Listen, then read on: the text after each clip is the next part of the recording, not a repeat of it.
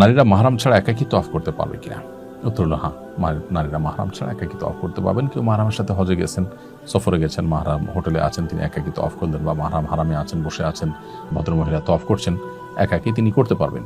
কিন্তু তার প্রাইভেসিটা গুরুত্বপূর্ণ। তার জন্য যদি রিস্কি হয়, পর্দার খেলাফ হয়, সেখানে অসাধু অসৎ মানুষজনও অনেকেই সেখানে পকেট মারের জন্য যায়, অন্যান্য খারাপ উদ্দেশ্যে কেউ যেয়ে থাকতে পারে। তো এই জন্য নিরাপদ হয়, ভালো হয় নিজের কোনো মাহরামকে সাথে নিয়ে তওয়াফ করা এবং তিনি তার সিকিউরিটি এবং সেফটি বিষয়টা দেখা এবং তাকে সাহায্য করা।